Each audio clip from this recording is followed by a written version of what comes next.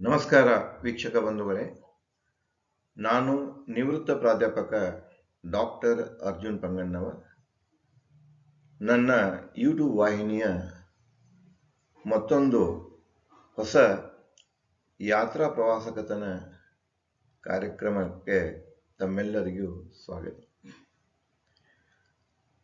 ಈ ವರ್ಷ ಅಂದರೆ ಇದೇ ವರ್ಷದ ಮೇ ತಿಂಗಳು 27ರಿಂದ ಜೂನ್ 7ರವರೆಗೆ ಅಂದರೆ 11 ರಾತ್ರಿ 12 ಹಗಲಿಯ ಚಾರ್ಧಾಮ ಯಾತ್ರಾ ಕಾರ್ಯಕ್ರಮವನ್ನು ಹಮ್ಮಿಕೊಳ್ಳಲಾಗಿತ್ತು.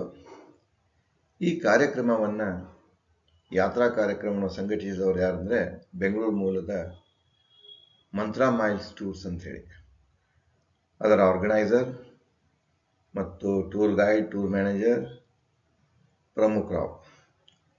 ನಾವು ಅವರ ಒಂದು ಅಡ್ವರ್ಟೈಸ್ಮೆಂಟನ್ನು ನೋಡಿ ಅವರೊಂದಿಗೆ ಫೋನ್ನಲ್ಲಿ ಸಂಪರ್ಕಿಸಿದಾಗ ಅವರು ನಮ್ಮ ಮುಂದೆ 2 ಪ್ಯಾಕೇಜ್ಗಳನ್ನಿಟ್ಟರು. ಒಂದು 54,000 ರೂಪಾಯಿ ಪ್ಯಾಕೇಜ್, ಎರಡನೇದು 98,000 ರೂಪಾಯಿ ಪ್ಯಾಕೇಜ್. 54,000 ರೂಪಾಯಿ ಪ್ಯಾಕೇಜ್ನಲ್ಲಿ ಹೆಲಿಕಾಪ್ಟರ್ ಅಂದರೆ ಕೇದಾರನಾಥಕ್ಕಾಗಿ ಮಾತ್ರ ಹೆಲಿಕಾಪ್ಟರ್ ಸೇವೆ ಇದ್ದಿದ್ದಿಲ್ಲ.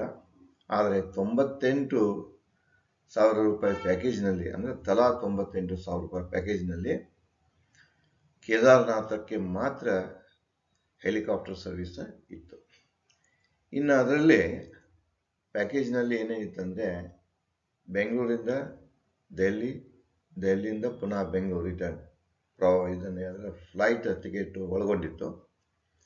ಮುಂದೆ ದೆಹಲಿಯಿಂದ ಕರ್ಕೊಂಡು ಹೋಗಿ 4 ಧಾಮಗಳ ಯಾತ್ರಾ ಮಾಡಿ ಮಧ್ಯದಲ್ಲಿ ಏನೇನು ಪುಣ್ಯಕ್ಷೇತ್ರಗಳು ಬರ್ತಾವೆ, ರಮಣೀಯ ಕ್ಷೇತ್ರಗಳು ಬರ್ತಾವೆ, ಅವುಗಳ ದರ್ಶನ ಮಾಡಿಸಿ ಪುನಃ ದೆಹಲಿಗೆ ಬಿಡೋದು. ದೆಹಲಿಯಿಂದ ಮತ್ತು ಬೆಂಗಳೂರಿಗೆ ಬಿಡುವಂತಹ ಒಂದು ವ್ಯವಸ್ಥೆ ಅವರದಾಗಿತ್ತು. ಮುಂದೆ ಅಲ್ಲೇ ಇನ್ಕ್ಲೂಸಿವ್ ಏನೇನಿದ್ದು ಅಂದರೆ ಪ್ಯಾಕೇಜ್ನಲ್ಲಿ ಫ್ಲೈಟ್ ಇನ್ಕ್ಲೂಸಿವ್ ಇತ್ತು. ಅಲ್ಲಿ ಎಲ್ಲ ಟ್ರಾನ್ಸ್ಪೋರ್ಟೇಷನ್ AC, ಅದು TT AC ಇದ್ದಿತ್ತು. ಬ್ಯಾಗೇಜಸ್ಸು, ಹೋಟೆಲ್ದ ಎಲ್ಲ ಇನ್ಕ್ಲೂಸಿವ್ ಇತ್ತು. ಬೆಳಗಿನ ಚಹಾ, ಬೆಳಗಿನ ನಾಷ್ಟ, ನಂತರ ಮಧ್ಯಾಹ್ನದ ಊಟ, ಸಂಜೆ ಚಹಾ, ರಾತ್ರಿ ಊಟ ಇವೆಲ್ಲನೂ ಇನ್ಕ್ಲೂಸಿವ್ ಇದ್ದು. ಆದರೆ ನಾವು ಚಾರಧಾಮಗಳಿಗೆ ಭೇಟಿ ಕೊಟ್ಟಾಗ ಅಲ್ಲಿ ತಗುಲುವಂಥ ಪ್ರವೇಶ ಶುಲ್ಕ ಆಗಿರ್ಬೋದು ಅಥವಾ ಪಂಡಿತರಿಗೆ ಕೊಡುವಂತಹ ನಮ್ಮ ದೇಣಿಗೆ ಆಗಿರ್ಬೋದು ಅಥವಾ ಶುಲ್ಕ ಆಗಿರ್ಬೋದು, ಅದೆಲ್ಲ ನಾವೇ ಭರಿಸಬೇಕಾಗ್ತಿತ್ತು. ಒಂದು ವೇಳೆ ಕೇದಾರನಾಥದ 2 ದಿವಸದ ಕಾರ್ಯಕ್ರಮ ಇತ್ತು ಅಲ್ಲಿ. ಆದರೆ ಕೇದಾರನಾಥದಲ್ಲಿ ಏನಾದರೂ ಅಲ್ಲಿ ಇರುವ ಪ್ರಸಂಗ ಬಂತು, ವೆದರ್ ಕಂಡೀಷನ್ಸ್ ಬಂದಾಗ ಅಲ್ಲಿ ಏನಿತ್ತಲ್ಲ ಟೋಟಲ್ ಅದರ ಖರ್ಚನ್ನು ನಾವು ಬೇರ್ ಮಾಡಬೇಕು. ಅಲ್ಲಿ ಈ ಸಂಘಟನೆ ಬೇರ್ ಮಾಡೋದು ಅಂತ ಕೆಲವು ಕಂಡೀಷನ್ಸ್ಗಳನ್ನಿದ್ವು, ಎಲ್ಲ ನೋಡ್ಕೊಂಡಿವ. ನಾವು ಕಂಪ್ಯಾರಿಟಿವ್ ಬೇರೆ ಕಡೆ ನೋಡ್ತಾ ಇದ್ದೇವೆ, ಆದರೆ ನಮಗೆ ಇದು ಯಾಕೋ ಅಫೋರ್ಡೆಬಲ್ ಅನ್ನಿಸ್ತು, ಸರಿ ಅನ್ನಿಸ್ತು. ಮುಂದೆ ನಾವು ಅದಕ್ಕೆ ಒಪ್ಕೊಂಡೇವೆ. ಆ ಪ್ರಕಾರ ಪೂರ್ವ ತಯಾರಿ ಮೊದಲು ಅವ್ರು ಏನು ಮಾಡ್ಯಾರ ಅಂದರೆ ಪ್ಲೇನ್ ಟಿಕೆಟ್ಗಳನ್ನು ನಮ್ಮದು ಬೆಂಗಳೂರಿಂದ ದೆಹಲಿ ಎಲ್ಲ ಟಿಕೆಟ್ಸ್ಗಳನ್ನು ನಮ್ಮ ಮನೆಯಲ್ಲಿ ನಾವು 4 ಜನ, ನಾನು, ನನ್ನ ಮಡದಿ ಮಗಳು ಮತ್ತು ನನ್ನ ಮಡದಿ ತಂಗಿ, ನನ್ನ ಜೊತೆಗೆ ನಮ್ಮ ಕಲಿಗರಾದಂತಹ ಪ್ರೊಫೆಸರ್ ಅರಳಿಮಟ್ಟಿಯವರು, ಅವರ ಪತ್ನಿ, ಅವರ ಮಗಳು, ಒಟ್ಟು ಅವರು 4 ಜನ, ನಾವು 4 ಜನ, 8 ಜನ ಇತ್ತು. ಇನ್ನು ಬೆಂಗಳೂರಿಂದ ಕೆಲವೊಂದು ಜನ ಸೇರಿದ್ರು. ಒಟ್ಟು ಆ ಪ್ಯಾಕೇಜ್ನಲ್ಲಿ 20 ಜನ ಇದ್ದೇವೆ ನಾವು. ಯಾರನ್ನೋ ಇವ್ರನ್ನ ಸೇರಿಕೊಂಡು ಅಲ್ಲಿ ಪ್ರಮುಖರವರನ್ನು ಸೇರಿಕೊಂಡು ಅವರೊಂದು 2 ಜನ ಬಂದಿದ್ದರು, ಅವ್ರನ್ನ ಸೇರಿಸ್ಕೊಂಡು ಒಟ್ಟು 20 ಜನರದು.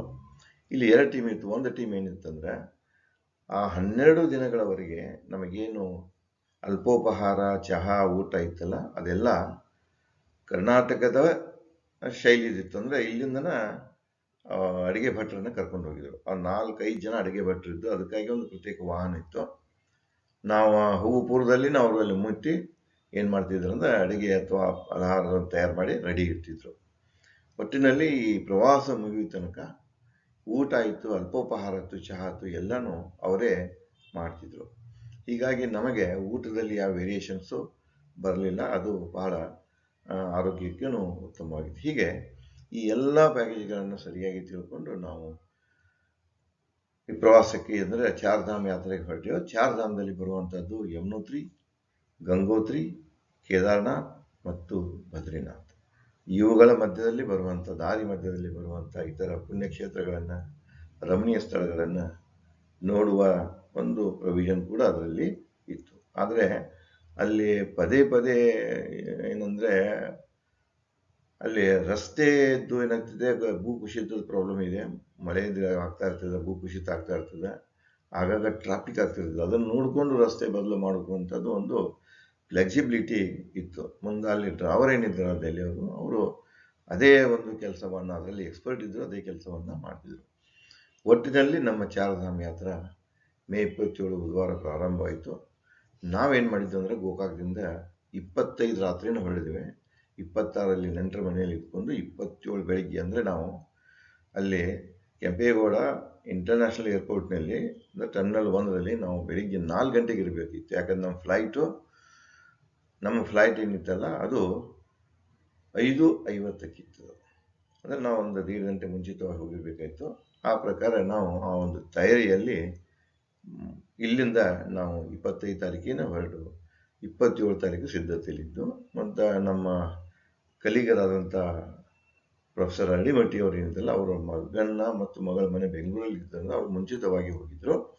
ಅಲ್ಲೇ 27 ತಾರೀಕು ಬೆಳಿಗ್ಗೆ ಏರ್ಪೋರ್ಟ್ನಲ್ಲಿ ಹೇಳೋದಾಗಿ ಹೇಳಿಕೊಂಡು ನಾವು ಆ ದಿನದ ಅಂದರೆ 27ರ ಪ್ರವಾಸದ ತಯಾರಿಯಲ್ಲಿ ಹೊರಟಿವೆ. ಬೆಂಗಳೂರಿಗೆ ಹೋಗಿ ಮುಂಜಾನೆ ಏರ್ಪೋರ್ಟ್ಗೆ ಹೋಗುವಂಥ ವ್ಯವಸ್ಥೆಯನ್ನು ಮಾಡಿಕೊಂಡಿದ್ದೀವಿ.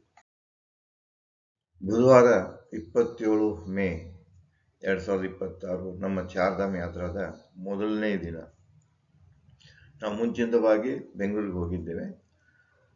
27ನೇ ಮುಂಜಾನೆ ಅಂದರೆ ಸುಮಾರು ಹೆಚ್ಚು ಕಡಿಮೆ 4 ಗಂಟೆ ಸುಮಾರಿಗೆ, 3:30ರಿಂದ 4 ಗಂಟೆ ತಯಾರಾಕೊಂಡು ಕ್ಯಾಬ್ ಬುಕ್ ಮಾಡಿಕೊಂಡು ಮುಂದೆ 4:15ರ ಆಸ್ಪಾಸ್ನಲ್ಲಿ ನಾವು ಏರ್ಪೋರ್ಟಿಗೆ ಹೋದಿವಿ. ಅಲ್ಲಿ ಏರ್ಪೋರ್ಟ್ನಲ್ಲಿ ಒಬ್ಬೊಬ್ಬರಾಗಿ ಕೂಡ್ತಾ ಇದ್ರು.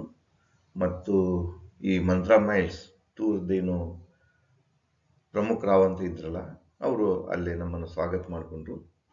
ಮುಂದೆ ನಾವೆಲ್ಲ ಚೆಕ್ ಇನ್ ಆಗಿ ಬೋರ್ಡಿಂಗ್ ಪಾಸ್ ತೊಗೊಂಡು ನಮ್ಮ ಗೇಟಿಗೆ ಹೋಗಿ ಕೂತೀವಿ. ನಾವು ಅಂದರೆ ಡೆಲ್ಲಿಗೆ ಏನು ವಿಮಾನ ಹೊಡೋದಿತ್ತಲ್ಲ ನಮ್ಮದು, ಅಲ್ಲಿ ಹೋಗಿ ನಮಗೆ ಕೂತೀವಿ.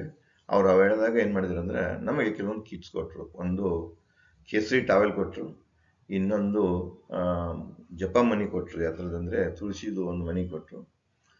ಅದೊಂದು ಯಾತ್ರಾ ಆಗಿದ್ದರಿಂದ ಅಲ್ಲಿ ಹೆಚ್ಚು ಕಡಿಮೆ ಆಧ್ಯಾತ್ಮಿಕನೇ ಹೆಚ್ಚು ಮಿಕ್ಸ್ ಆಗಿತ್ತು. ಬಂದವರೆಲ್ಲ ಕೂಡ ಅದೇ ಒಂದು ದೇವರ ದರ್ಶನ, ಹಿಮಾಲಯ ದರ್ಶನ, ದೇವಭೂಮಿಯ ದರ್ಶನಕ್ಕಾಗಿ ಬಂದಂಥ ಜನ ಉದ್ದೇಶ ಸ್ಪಷ್ಟವಾಗಿತ್ತು. ಮುಂದೆ ಎಲ್ಲರೂ ಸೇರಿಕೊಂಡು ಪ್ಲೇನ್ ನಮ್ಮದು ಕರೆಕ್ಟ್ ಟೈಮ್ಗೆ ಬಂದಿತ್ತು. ನಮ್ಮ ವಿಮಾನದಲ್ಲಿ, ಆಕಾಶ ವಿಮಾನದಲ್ಲಿ ನಾವೆಲ್ಲರೂ ಸೇರಿಕೊಂಡೇವೆ, ಕೂತ್ಕೊಂಡು ಪ್ರಯಾಣವನ್ನು ಬೆಳೆಸಿದೆವು. ಬೆಳಿಗ್ಗೆ 5:50ರ ಸುಮಾರಿಗೆ ನಮ್ಮ ವಿಮಾನವು ಬೆಂಗಳೂರಿನ ಕೆಂಪೇಗೌಡ ಏರ್ಪೋರ್ಟ್ನಿಂದ ಹೊರಟಿತು. ಮುಂದೆ ಹೆಚ್ಚು ಕಡಿಮೆ 8:15 ಅಥವಾ 8:30 ಒಳಗಡೆಗೆ ನಾವು ದಿಲ್ಲಿಯ ಇಂದಿರಾ ಗಾಂಧಿ ಇಂಟರ್ನ್ಯಾಷನಲ್ ಏರ್ಪೋರ್ಟ್ನಲ್ಲಿ ಲ್ಯಾಂಡ್ ಆದೆವು. ಮುಂದೆ ಅಲ್ಲಿ ಹೋಗಿ ನಮ್ಮ ಬ್ಯಾಗ್ಗಳನ್ನು ನಾವು ಕಲೆಕ್ಟ್ ಮಾಡಿಕೊಂಡು ಹೊರಗಡೆಗೆ ಬಂದೆವು. ಅಲ್ಲಿ ಪ್ರಮುಖ ರಾವ್ ಅವರು ಏನಿದ್ದಲ್ಲ, ರಾವ್ ಮುಂದೆ ನಿಂತ್ಕೊಂಡು ಎಲ್ಲರನ್ನೂ ಒಂದು ಕಡೆಗೆ ಸೇರಿಸ್ಕೊಂಡು ನಮ್ಮನ್ನು ಹೊರಗಡೆಗೆ ಕರ್ಕೊಂಡು ಬಂದರು. ಅಲ್ಲಿ ಹೊರಗಡೆ ಬರೋ ತಡೆಯಲ್ಲಿ ಅಂದ್ರೆ ನಮಗಾಗಿ ಟೆಂಪೋ ಟ್ರಾವೆಲ್ ಕಾಯ್ತಾ ಇತ್ತು. ಏರ್ಪೋರ್ಟ್ ನಿಲ್ದಾಣ ಹತ್ರ ನಮಗಾಗಿ ನಮ್ಮ ಟೆಂಪೋ ಟ್ರಾವೆಲ್ ಕಾಯ್ತಾ ಇತ್ತು. ಮುಂದೆ ಪ್ರಮುಖರಾವರು ನಮ್ಮೆಲ್ಲರನ್ನು ಸೇರಿಸ್ಕೊಂಡು ಟೆಂಪೋ ಟ್ರಾವೆಲ್ ತಗೋ ಹೋದರು. ನಮ್ಮ ಎಲ್ಲ ಬ್ಯಾಗೇಜ್ಗಳನ್ನ ಟೆಂಪೋ ಟ್ರಾವೆಲ್ದಲ್ಲಿ ಅಲ್ಲೆಲ್ಲ ಲೋಡ್ ಮಾಡಲಾಯಿತು, ಹೇರಲಾಯಿತು.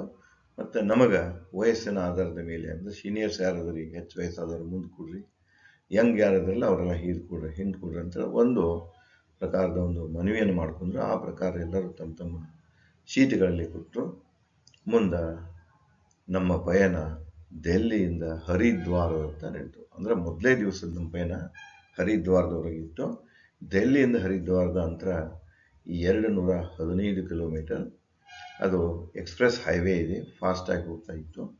ಅದಕ್ಕೆ ದಾರಿದಲ್ಲಿ ಅವ್ರೇನು ನಾವು ಗಾಡಿಯಲ್ಲಿ ಕೂತ್ಕೊಂಡು ಗಾಡಿ ಸ್ಟಾರ್ಟ್ ಆತಲ್ಲ, ಅವ್ರು ಮೊದಲೇ ಹೇಳಿದರು, ಇದು ನೋಡಿ ಒಂದು ಆಧ್ಯಾತ್ಮ ಯಾತ್ರೆಯಾಗಿದೆ, ನಾವು ದೇವರ ಹೆಸರನ್ನು ನೆನೆಸಬೇಕು, ಅದಕ್ಕಾಗಿ ನಾನು ನಿಮಗೆ ಜಪಮಣಿಯನ್ನು ಕೊಟ್ಟೇನೆ ಅಂದ್ಕೊಂಡು ಮೊದಲು ಅವರು ಒಂದು ಮಂತ್ರವನ್ನು ಶುರು ಮಾಡಿದರು. ಯಾವುದಂದರೆ ಹರೇ ಕೃಷ್ಣ ಕೃಷ್ಣ ಕೃಷ್ಣ ಹರೇ ಹರೇ, ಹರೇ ಕೃಷ್ಣ ಕೃಷ್ಣ ಕೃಷ್ಣ ಹರೇ ಹರೇ, ಹರೇ ರಾಮ ರಾಮ ರಾಮ ಹರೇ ಹರೇ, ಹರೇ ರಾಮ ರಾಮ ರಾಮ ಹರೇ ಹರೇ. ಹೀಗೆಲ್ಲರೂ ಹೇಳ್ತಾ ಅವರು ಚಾರ್ಧಾಮ್ ಯಾತ್ರೆ ಮಹತ್ವವನ್ನು ತಿಳಿಸ್ತಾ ಮತ್ತು ಪುರಾಣದ ಕಥೆಗಳನ್ನು ಹೇಳ್ತಾ ನಮ್ಮ ಜರ್ನಿ ಹರಿದ್ವಾರದತ್ತ ಪ್ರಾರಂಭವಾಯಿತು.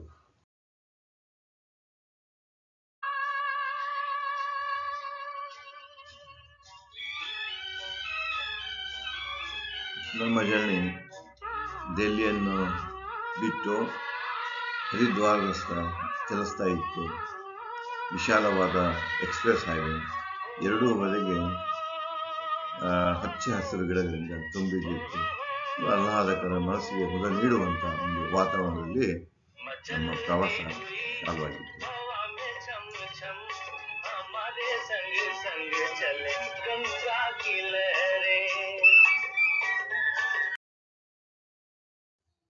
ಮೂರುವರೆ ಸುಮಾರಿಗೆ ನಮ್ಮ ವಾಹನ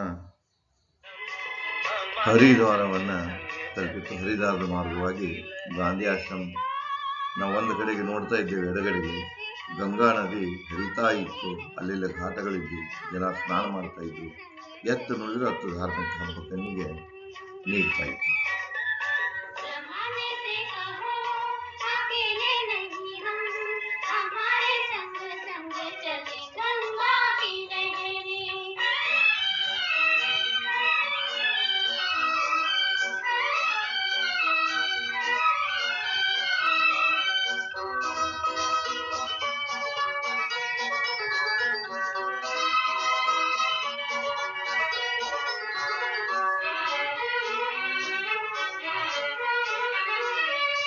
हरियाली सी छा जाती है सामने इनके आंचल की, हरियाली सी छा जाती. ಹರಿದ್ವಾರವನ್ನು ಮುಟ್ಟಾಯಿತು. ನಾವು ಮೊದಲೇ ನಿಗದಿಪಡಿಸಿದಂಥ ಹೋಟೆಲ್ ಲಾವ್ ಒಲಿವಾ ಹೋಟೆಲ್ ಅಂತ ಇದೆ, ಅದು ಗಂಗಾ ವಿಹಾರದಲ್ಲಿರುವಂಥ ಹೋಟೆಲ್. ಮೊದಲು ಅಲ್ಲಿ ಹೋಗಿ ಚೆಕ್ಕಿಂಗ್ ಆಗಿದೆ, ಬ್ಯಾಗ್ಗಳನ್ನು ಇಟ್ಟು ಫ್ರೆಶ್ ಹಾಕ್ಕೊಂಡು ಊಟ ಮಾಡಿಕೊಂಡು ಮುಂದೆ ಏನು ಮಾಡಬೇಕು ಅನ್ನುವಂಥ ಒಂದು ವಿಚಾರಣೆಗೆ ನಿಂತಿದ್ವಿ. ಅಲ್ಲಿ ಏನಾಗಿತ್ತು ಅಂದರೆ ಆಗಲೇ 4:30 ಗಂಟೆ ಆಗಿತ್ತು. ಅದಕ್ಕೆ ಅವರು ಪ್ರಮುಖರಾವ್ ಅವರನ್ನು ಹೇಳಿದಂದರೆ, ಇವತ್ತು ನಮಗೆ ಗುಡ್ಡದ ಮೇಲೆ ರೋಪೇ ಮೂಲಕ ದೇವಿ ದರ್ಶನ ಮಾಡ್ಕೊಳ್ಳಿಕ್ಕೆ ಸಾಧ್ಯ ಇಲ್ಲ. ಒಂದು ವೇಳೆ ಆ ಕಡೆ ಹೋದ್ವಿ ಅಂದರೆ ನಾವು ಇಲ್ಲಿ ಹರಿಘಾಟದಲ್ಲಿ ನಡೆಯುವಂತಹ ಗಂಗಾ ಆರತಿ ನಾವು ತರಿಸ್ಕೊಳ್ತೇವೆ. ಸುಮಾರು 7ರಿಂದ 7:30 ಗಂಟೆ ಒಳಗೆ ಗಂಗಾ ಆರತಿ ಆಗ್ತದೆ. ಆರತಿ ಶುರುವಾಗಿರೋದು ಕೂಡ. ಅದಕ್ಕೆ ಈ ಸಲ ನಾವೇನು ಮಾಡೋಣ ಅಂದರೆ ಇವತ್ತು ಗಂಗಾ ಆರತಿಗೆ ಅಟೆಂಡ್ ಆಗೋಣ, ರಿಟರ್ನ್ ಬರೋ ಕಾಲಕ್ಕೆ ಮತ್ತೆ ಹರಿದ್ವಾರಕ್ಕೆ ಬರಬೇಕು ನಾವು, ಆವಾಗ ಮಾಯಾದೇವಿ ದರ್ಶನ ಮಾಡ್ಕೊಳ್ಳೋಣ ಅಂತ ಹೇಳಿ ಅವರಿಗೆ ನಮಗೆ ಹೇಳಿದರು. ಹೋಟೆಲ್ನಲ್ಲಿ ನಾವು ಫ್ರೆಶ್ ಹಾಕ್ಕೊಂಡು ಊಟ ಮಾಡಿ ಅಲ್ಲಿಂದ ರಿಕ್ಷಾ ಹಿಡ್ಕೊಂಡು, ಈ ರಿಕ್ಷಾ ನಮ್ಮದೇ ಇದು, ಅವ್ರು ಮೊದಲೇ ಹೇಳಿಬಿಟ್ಟಿದ್ರು. ರಿಕ್ಷಾ ಹಿಡ್ಕೊಂಡು ಎಲ್ಲಿ ಗಂಗಾ ಆರತಿ ಆಗ್ತದಲ್ಲ ಅದಕ್ಕೆ ಹರಿಕೆ ಪೌರಿ ಅಂತ ಕರೀತಾರೆ. ಹರಿಕೆ ಪೌರಿ ಸ್ಥಳಕ್ಕೆ ನಾವು ಮೊದಲೇ ಬಂದೆವು. ನಮ್ಮ ಹಾಗೆ ಬಹಳಷ್ಟು ಜನ ಅಲ್ಲಿ ಆ ಗಂಗಾ ಆರತಿ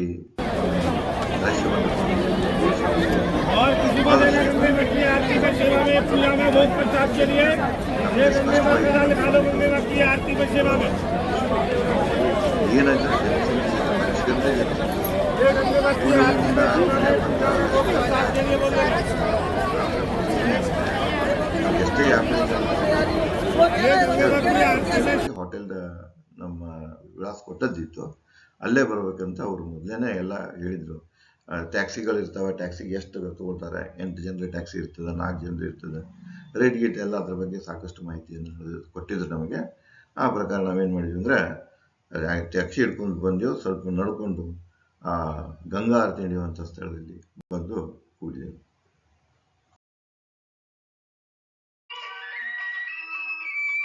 ಗಂಗಾರತಿಗಾಗಿ ಬಹಳಷ್ಟು ಜನ ಆಗ ಕೂಡ್ತಾ ಇತ್ತು. ಎತ್ತ ನೋಡ್ತಿರ್ತೆಲ್ಲ ಜನಸಾಗರ. ಜನರಲ್ಲಿ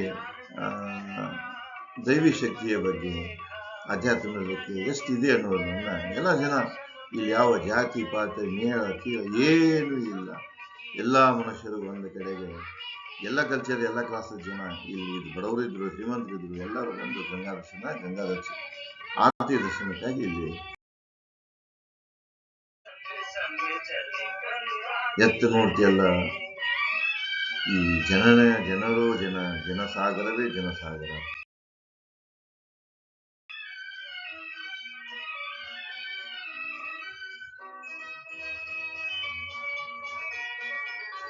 ಈ ಗಂಗಾ ಆರತಿ ಏನಿದೆ, ಇದು ನಿತ್ಯ ನಡೀತಾ ಇದೆ ಇಲ್ಲಿ. ಇದನ್ನ ಎಷ್ಟೋ ಜನ ಬಂದು ಇದನ್ನು ಕಣ್ತುಕೊಂಡು ಹೋಗ್ತಾ ಇರ್ತಾರೆ. ನಮಗೂ ಅದನ್ನು ನೋಡಿ ಬಹಳ ಆನಂದವಾಯಿತು.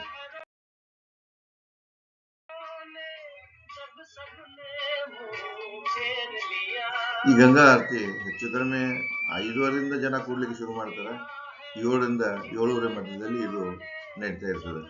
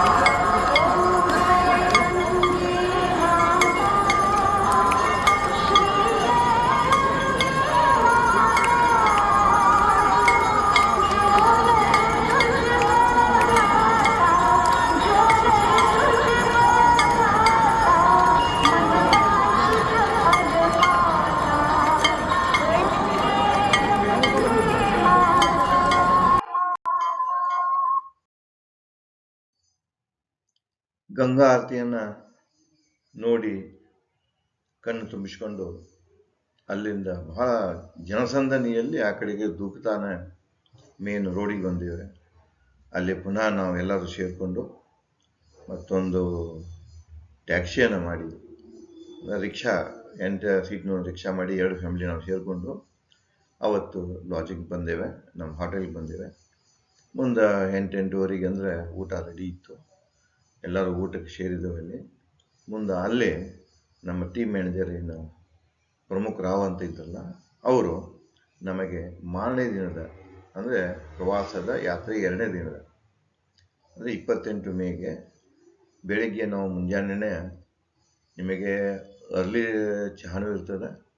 ನಂತರ 7 ಗಂಟೆಗೆ ಟಿಫಿನ್ ರೆಡಿ ಇರ್ತದೆ. ಟಿಫಿನ್ ಮುಗಿಸೋಬೇಕು. 8 ಗಂಟೆಗೆ ಚೆಕ್ಔಟ್ ಮಾಡಿ ನಾವು ಇಲ್ಲಿಂದ ಯಮುನೋತ್ರಿಗೆ ಹೋಗಬೇಕಾಗ್ತದೆ. ಯಮುನೋತ್ರಿಗೆ ಹೋಗೋ ಪೂರ್ವದಲ್ಲಿ ಬಾರಾಕೋಟ್ ಅಂತ ಒಂದು ಶಹರ್ ಬರ್ತದೆ. ನಾವು ಬಾರಾಕೋಟಕ್ಕೆ ಹೊರಡಬೇಕು.